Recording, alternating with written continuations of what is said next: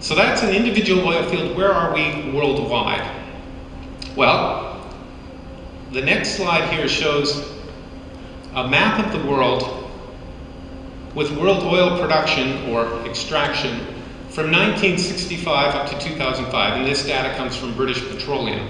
One of the interesting things you see is that in 1965, the United States was the world's biggest oil producer. As we go through the years, you see that in 1970, the US peaked in oil production. They have never produced as much oil per day as they did back in 1970. In Canada, we peaked in conventional oil production in 1974.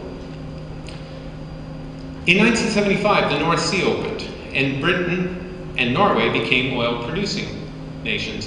In 1976, Mexico started to become a major oil producer when there were offshore discoveries in Mexico.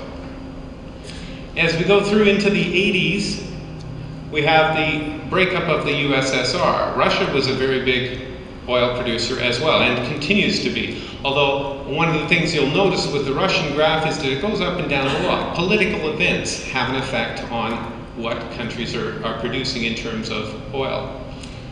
In 1999, the UK North Sea oil peaked. It started into decline.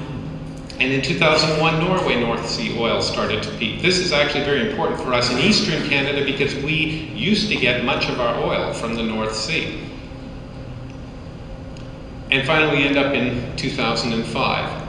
In 2005, 33 of the oil-producing regions around the world were past peak. Some of them significantly. If you look at the United States here, you can see it's significantly off its peak production.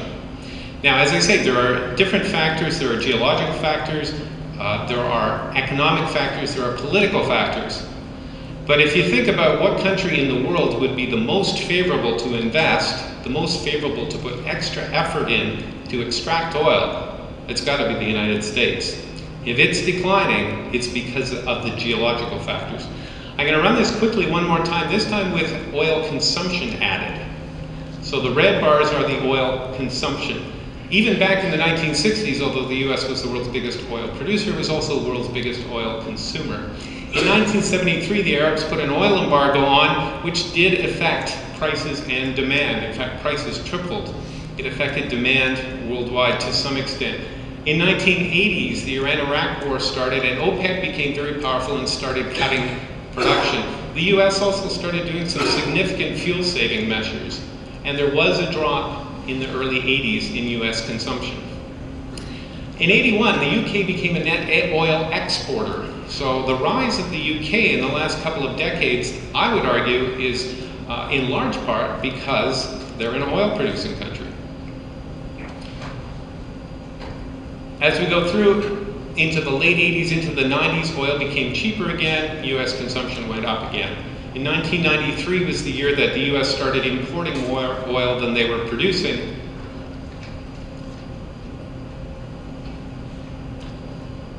And finally we get up to 2005 and the UK has just started to become a net oil importer again.